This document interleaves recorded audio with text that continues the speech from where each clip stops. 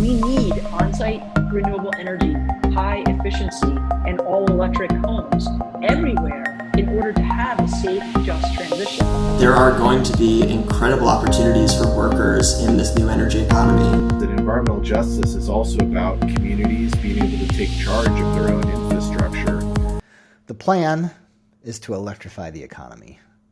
Reduce the combustion of fossil fuels for heating and transportation by replacing it with electricity from a grid powered by low-carbon sources like solar, wind, hydro, and nuclear.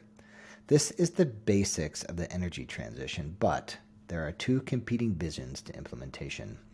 The first vision is to extend the current utility business model to build the new fleet of generation and transmission in the image of the old, using the same ownership structure, regulatory paradigm, and relationship to ratepayers. The basic strategy is to swap out coal and gas for big solar, wind, and battery projects, overbuild capacity, dramatically expand transmission, and then, of course, ensure that ratepayers pay it all back plus interest. The competing vision is a grid optimized for distributed energy resources, DERs. The primary focus of the investment would be the distribution system, reducing demand, flexing demand to match supply, and providing power at the point of use. The investment would be in efficiency, solar, smart inverters, energy storage, electric vehicles, and energy management systems connected to the electric service of millions of homes and businesses. This model leverages new technology and private investment to reduce demand and better match it to supply, which reduces the investments we need to make in new transmission and large-scale generation facilities. Comparing the two development pathways leads to some pretty clear conclusions. The first scenario, business as usual, is the quickest to implement. It's what we've always done, and it's what the utility lobby wants, and it's by far the most expensive. The second scenario, DER optimized, is more affordable, more resilient, and creates more jobs. However, it involves consumers as stakeholders and decision makers in the energy system. To implement is to engage in a social process that organizes the widespread adoption and management of relatively new technologies. The investment upfront leads to a significant savings in the future. A national study conducted by Vibrant Clean Energy and published in December 2020 showed that optimizing the U.S. electricity system for DER would save U.S. ratepayers $115 billion by 2035. When looking just at the state of Illinois, Vibrant projected that DER optimization would save Illinois ratepayers $3.44 billion from 2018 to 2050 and create 66,000 additional jobs over the business-as-usual scenario. To be clear, pursuing a DER-optimized grid does not mean that utilities won't build and own new wind, solar, energy storage, and transmission assets. On the contrary, they'll still need to build a lot of them. What it means is that they will build less and that ratepayers will have incentives to build as well. The likely reality is that the only way to truly transition the energy system is with DERs, because without investing in load reduction, without a smart distribution system that can better match supply and demand, and without leveraging private investment from homes and businesses, the challenges and costs are too great. If you've been following the vocal criticism of states like California and countries like Germany that have incentivized some distributed energy resources to relatively high penetration levels, you've probably come away with an idea that it doesn't reduce fossil fuel use and that it leads to grid instability. The reality is that much of this is conflating arguments. The challenges in both of these locations come from choices made around baseload power, not efficiency in DER, which work to reduce demand. As much as high solar penetration causes late afternoon ramping up of energy use, known as the duck curve, the rooftop solar past is not the DER future.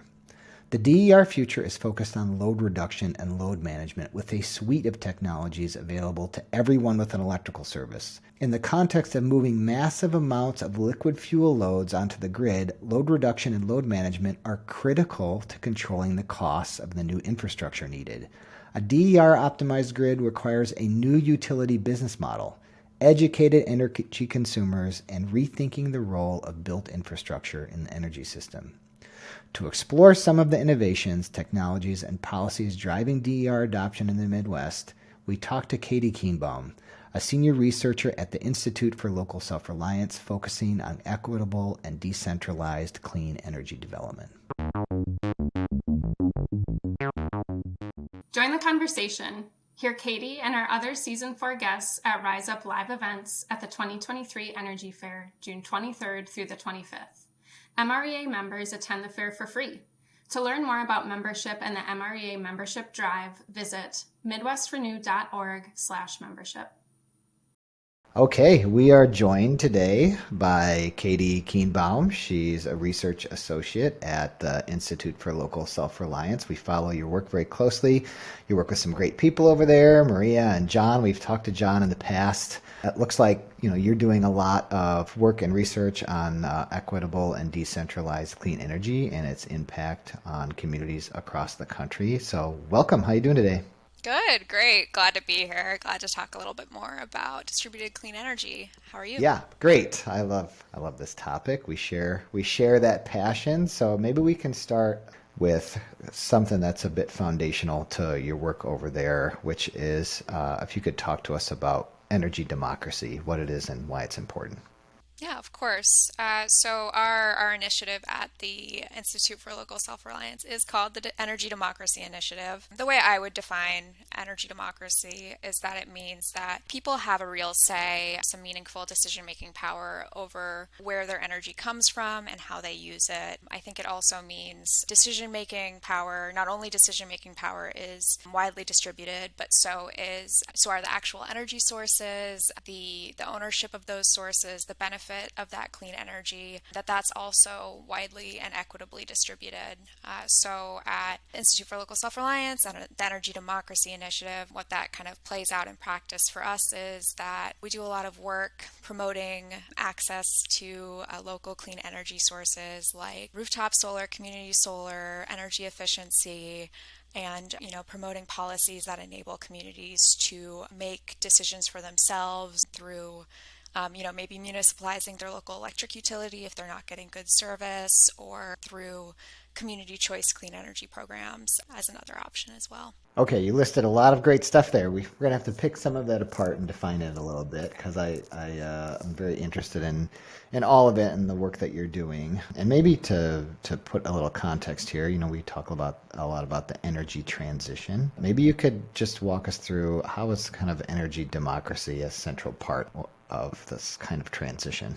The clean energy transition, of course, it's not just an opportunity to decarbonize our energy system. It's also a chance for us to kind of rethink how we've been doing things, how this energy system operates, who benefits, who makes the decisions, like who's harmed by some of our energy system. So energy democracy, in this context, energy democracy offers us an alternative to a more traditionally centralized type of energy system where there's utilities and they have these big power plants and they just sell us energy directly. So instead of, maybe just transitioning to a renewable energy or a clean energy version of that, we have these other opportunities through things like a distributed renewable energy and other resources like that. And those technologies, those approaches are, really important way of making sure that the clean energy transition is really benefiting more communities and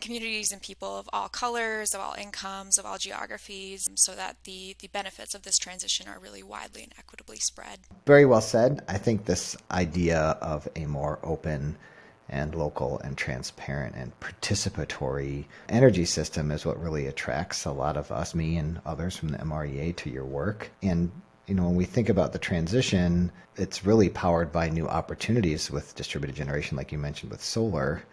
And so you brought up some policies like municipal aggregation and community solar, and a lot of those policies take advantage of these new technologies to bring us some more energy democracy. Do you want to talk about some of the leading policies and programs that you were seeing out there and that you support through your work? There's a really wide range, of course, there's a lot of different technologies and a lot of different approaches. You mentioned community solar.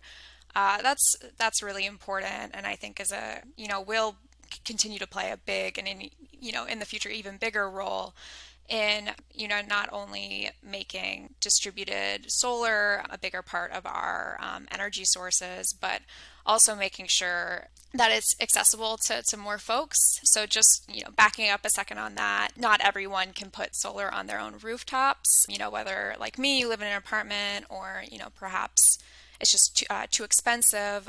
Community solar offers a really good way for households to get some of the benefits of clean energy, like bill savings, without having to make that upfront investment. But we do need to have, in many cases, some type of state enabling policy for that. So that plays a huge role.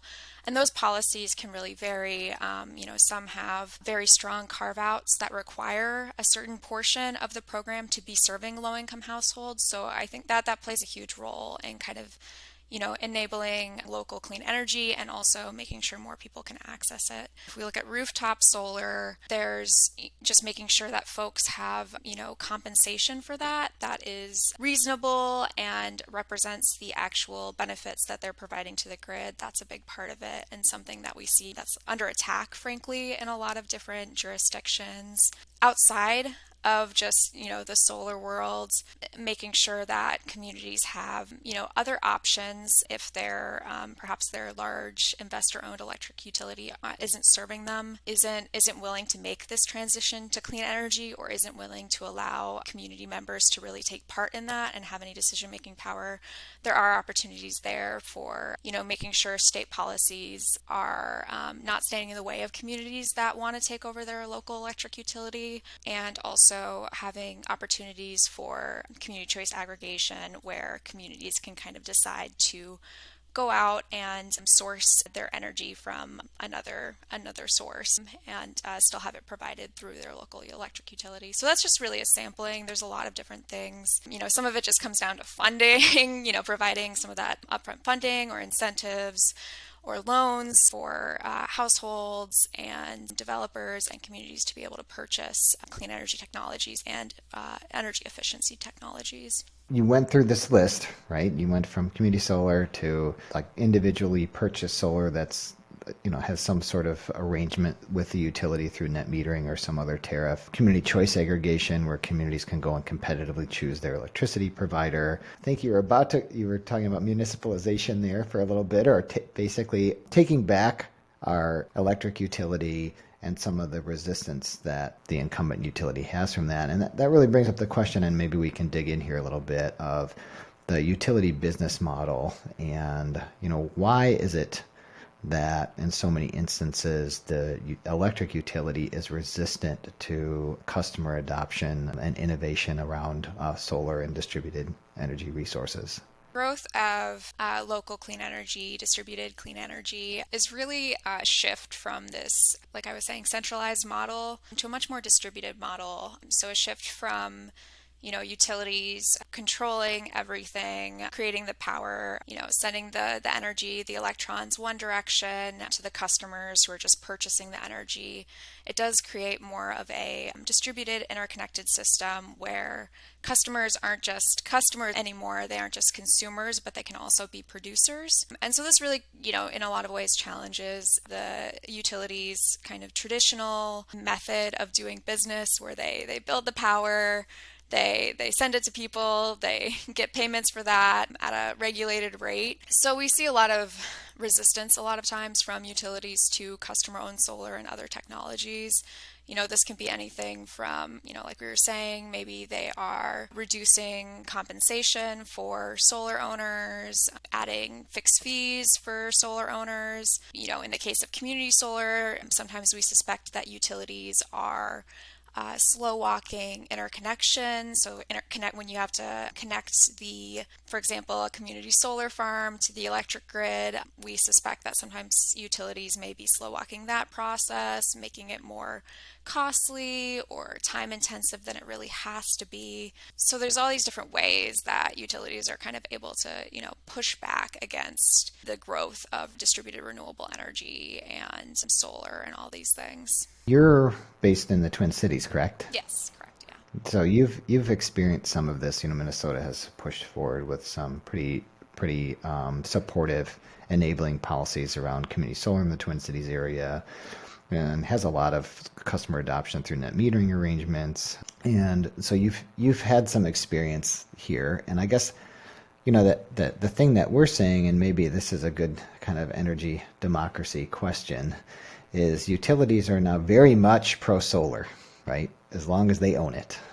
And so in Minnesota, we see that as far as Xcel Energy is concerned, really talking about how the larger solar projects that they put together are more cost effective, and those should be prioritized as we transition to more clean energy.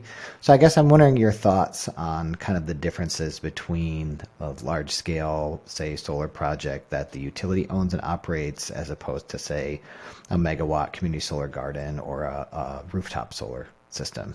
Yeah, we're well acquainted with the argument that that's cheaper, that it is more cost effective to do larger solar installations. But that calculation usually ignores the fact that building a large solar farm out in the country doesn't include a cost to actually transport that energy to where it's being used. So these transmission costs, are something that aren't always factored into these claims. And, community solar farms and rooftop solar, things like that, are sometimes able to avoid by being located much closer to the end users of that energy. So that's part of it. There's also all these other benefits that it provides to folks besides just kind of that, if we look beyond just the kind of like price tag on it, there's local job opportunities, there's energy bill savings, all these other opportunities that's providing a value to, not only the solar adopters, but also the broader community that isn't always accounted for in those claims. That all being said, we aren't necessarily opposed to utility scale solar and other clean energy technologies. It's an important part of the mix. They just don't do the same things that local renewable energy does, that we also want to see supporting. Local renewable energy, distributed energy resources is a really important way of boosting a more democratic energy system and allowing for more community control and community decision making over our energy resources. When it comes to solar, you're maybe an all of the above, not exclusively large or exclusively distributed. And this is a major question now. Is all solar created equally, and is there room for all of it? And I think for us, that I would suggest are more active on the customer advocacy and customer side of the meter. We might become enamored with this idea of demand reduction and a responsive distribution system and reducing the cost of electricity, but also aware that our electricity use through electrification is forecasted to dramatically grow. And so I wonder if you have thoughts on kind of electrification in general and what you see as the future of the needs when it comes to both distributed energy resources and large-scale development. What challenges does electrification pose to us, and what opportunities? Like you said, electrification, of course, does increase the amount of electricity we need inherently, which I would say, it actually presents opportunities for distributed energy technologies, right? So, there's opportunities to, if you maybe get an electric vehicle at your home and you have a charging station, pair that with rooftop solar, to pair that with a battery, and kind of use these technologies in conjunction with each other. So there's a really good, argument there for electrification of our homes and our other buildings. Is actually a really good argument for why we do need to be thinking about distributed energy resources too, and how maybe that can alleviate some of the burden that electrification can put on our broader electric grid. I think it's also, this is a little bit a step away from your question, but it's something that we've been talking about at the Energy Democracy Initiative, and in particularly my colleague John Farrell, is transitioning people off a gas utility for heating and electrifying homes that way. If we just kind of let that play out without any proactive policies or approaches, is likely to leave some folks behind, and leave them behind on a gas system that has fewer and fewer customers, so they are shouldering more and more of those kind of fixed network costs. So we've been doing a lot of work recently thinking about opportunities for basically a more like community collectivized approach to heating electrification, district geothermal as a potential approach there. And that's something that an existing utility or even a municipality could potentially kind of take advantage of and use as a more kind of hands-on approach to electrifying our heating system. So that's a bit of a step away from what you were asking, but also something that we have in our mind and, where you can see how there's the nexus of local renewable energy and energy democracy and local control can kind of all play a role in addressing the needs and the issues of electrification. It's actually a really good example of some of the challenges. What we know when we look at the system is just a kind of market-based and incentive-based adoption of clean energy isn't gonna meet the needs of all of the people, because there's a cost associated with doing it, and many households and businesses don't have the capital or the credit needed to prioritize that investment. And this idea of this fixed infrastructure, gas, and basically people who can afford it jumping off and leaving people with increasing costs is a good example of the challenges we face. And so maybe, in that context, right, where we exist as what we understand is that if we don't engage with the public utility commissions and the utilities and the legislatures in support of distributed generation, that it likely wouldn't exist, right? Because there's the capital intensity, the lobbying pressure, the money is all on this industry, the utility industry that's made money the same way for 100 years.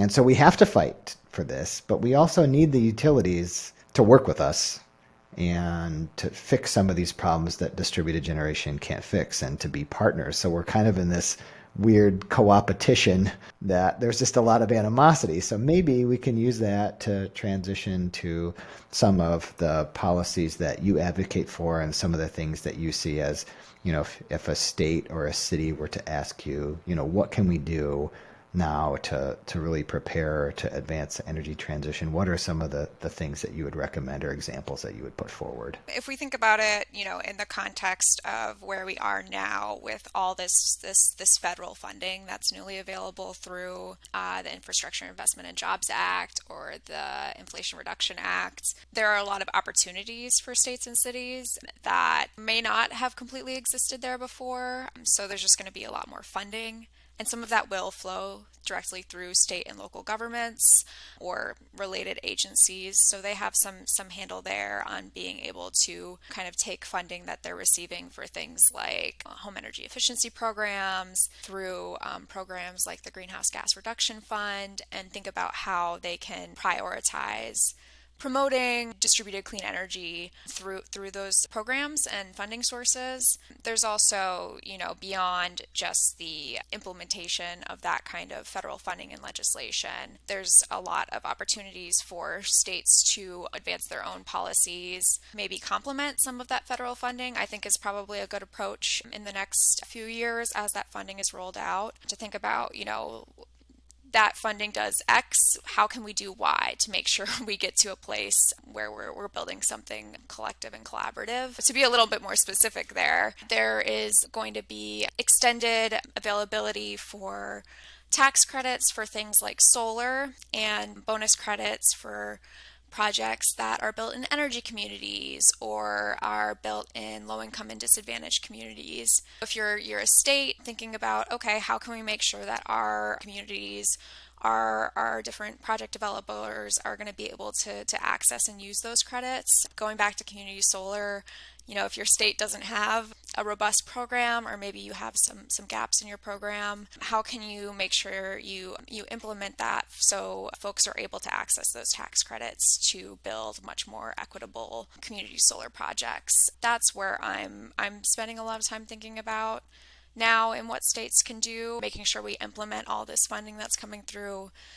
equitably and in a way that prioritizes local clean energy and the benefits that it brings to communities. And then, what can we also do to make sure that we fill any gaps that are left by those policies, and then support those policies more. Right. So policy is only as good as the implementation.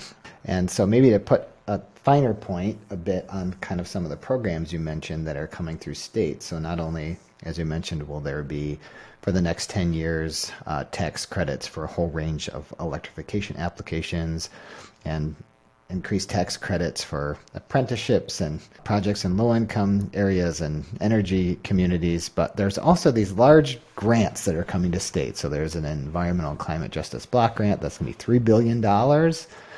Greenhouse Gas Reduction Fund, that's $27 billion. There's going to be a new DOE loan program office that's $40 billion in additional commitment, which means $250 billion in lending authority for transitioning from fossil fuels, transmission loans, increases in REAP funding, $1 billion increase. It's for rural and ag projects.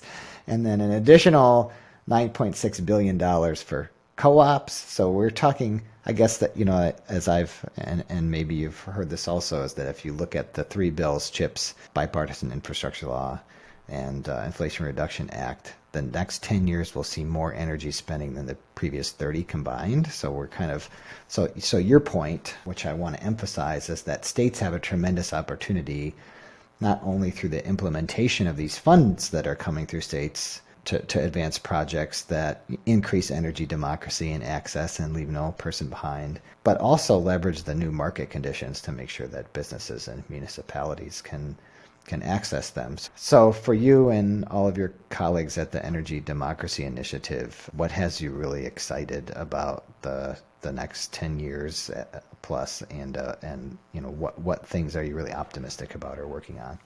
I've talked a lot about community solar. It's one of our big focuses at the initiative. Something we were talking about recently is that when my colleague John first started talking about it, the work was to convince people that it was a good idea, that it was feasible, that, we can do community solar and we should do it for all these reasons. But we're beyond that now, which is really exciting. More and more states are adopting it. So it's exciting to get into, if we're looking forward to the next 10 years, we aren't just like, all right, we need community solar. It's, okay, how can we improve these programs? How can we make sure that these programs are serving all communities? Like, how can we really push this to the next level? So I think, part of that, and just in general, the much more affordable costs for technologies like solar over the last decade or two, we're finally getting to this point where it's really moving to this opportunity to really push it further, make it more equitable, do it better. And I think that all of the funding that's going to be available over the next 10 years kind of drives that home. So I'm really excited to see how that kind of,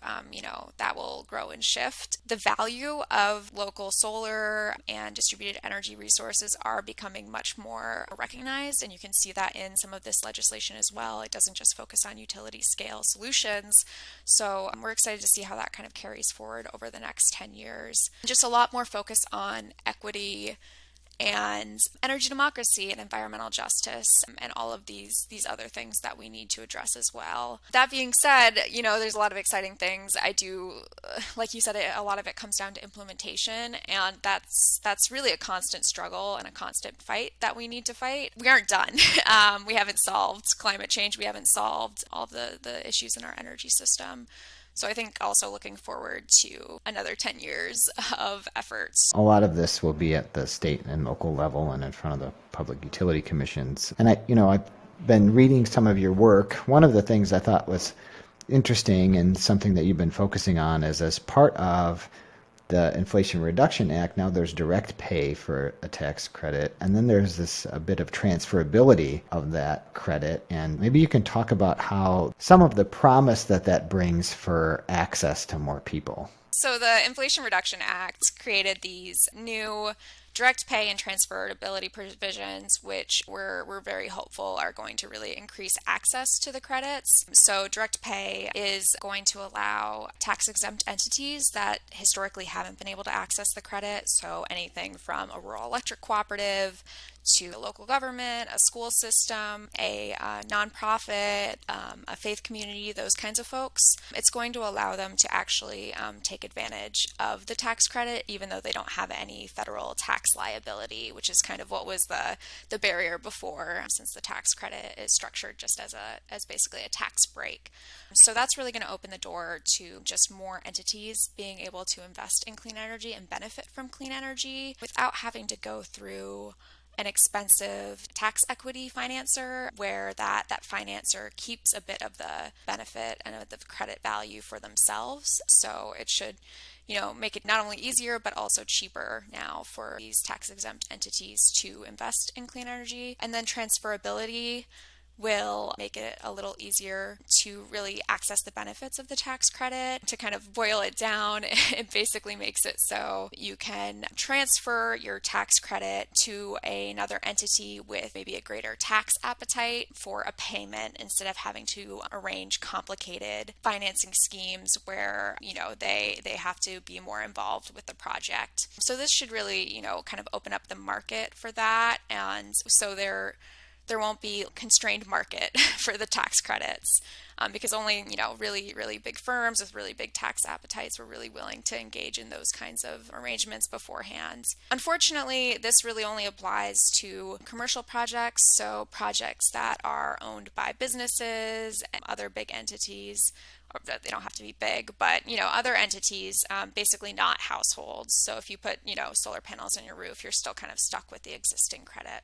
I noticed you have this article also, one of your more recent articles that talks about, and you kind of started to get in there, like where the Inflation Reduction Act falls short. Mm-hmm. And I think it's particularly how the direct pay and transferability aren't applying to low income households.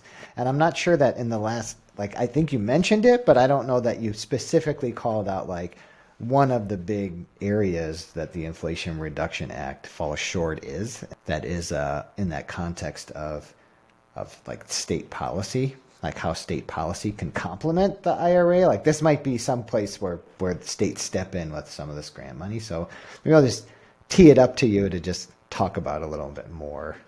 One of the biggest areas where we see the Inflation Reduction Act as falling short, especially if we're thinking in the context of the clean energy tax credits, is, like I said, there isn't a direct pay option for households, for residences. So that means that you still need to have, if you're a household and you're interested in putting solar on your roof, making that kind of investment, you still need to have enough tax liability to be able to actually even benefit from that credit, right? And the folks at RMI, I think, have estimated that, maybe as many as 4 in 10 Americans aren't able to benefit at all from the tax credit just because they don't owe federal taxes. They don't have that tax liability. So that's really a big shortcoming. I know us and a bunch of other organizations, we're really advocating for a direct pay option or, maybe even a refundability option for those residential tax credits to make sure that, like I've been saying with, the conversations around energy democracy, to make sure that folks are actually able to directly benefit from the transition to clean energy and are able to access those bill savings and those other benefits of clean energy directly, especially if we think about it in the context of households with high energy burdens. By failing to do that, we failed to provide solutions there. So that's one of the big disappointments, I would say, of the Inflation Reduction Act, that it failed to do that. I think it's also, ultimately we're kind of relying on the tax system to make these investments, to make these really consequential investments. And it does, cause some of these issues and complications in implementation that are not ideal. But that's where it's been handled for the last, 20 years. Yeah, the tax incentive schemes, right? So, I think you say it very well. Now with direct pay, nonprofits and units of government will finally not be paying that 30% premium that has been defined by the investment tax credit in previous years. But low to moderate income households still left out. But the Inflation Reduction Act, to make your point again previously, it's not just tax credits, right? It's this direct investment through states. And so, as you mentioned, states have the opportunity to kind of plug these holes and make sure that the implementation works. Rhode Island is looking to do like a solar for all program to basically do solar leases for low-income households, and they're looking for a partner to help them with that and take advantage of these tax credit bonuses for projects that are located in low-income and disadvantaged communities. So there's definitely opportunities, like you said there, for that to for states to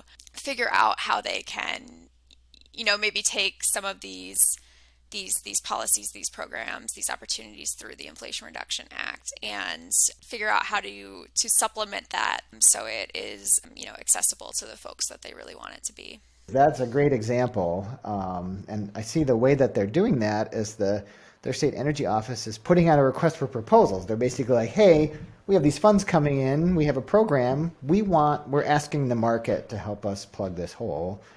And so I think that's a great example and one that I'm sure you'll share and we'll be sharing about ways that states can engage. So I appreciate you bringing that up. You also recently wrote an article urging the EPA to prioritize grants in low-income and disadvantaged communities. You want to talk about some of that advocacy work that you're doing there? So as we've been saying, the passing the Inflation Reduction Act was only the first step. There's also this huge question of implementing it. So for a lot of these different programs and policies, we're now at the stage where federal agencies are figuring out how to actually conduct these programs, create these programs, implement these programs. So we've been working, actually with our partners, Solar United Neighbors, to file comments in some of these different proceedings, rulemaking proceedings.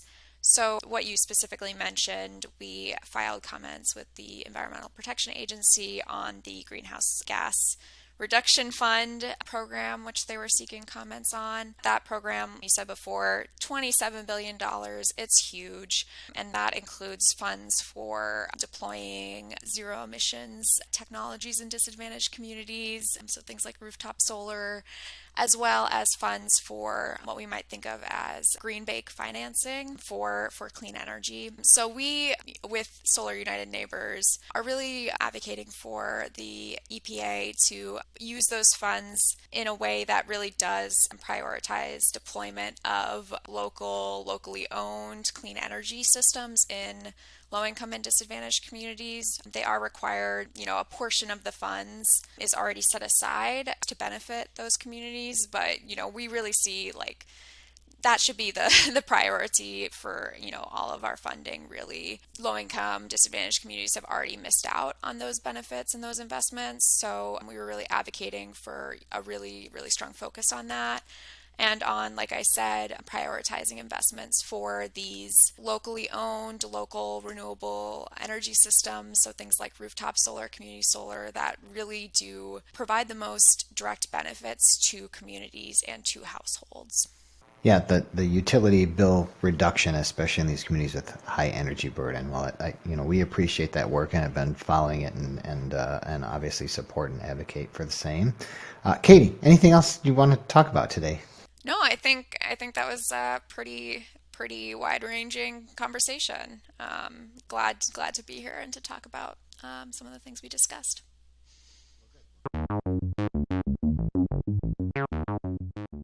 We would like to take a moment to thank Megawatt sponsor Green Penny. Focused on putting your dollars to work and doing good for people and the planet, together, Green Penny believes we can change the world. Learn more at greenpenny.bank. The Rise Up Podcast, Season 4, Episode 2, Distributed Energy Resources.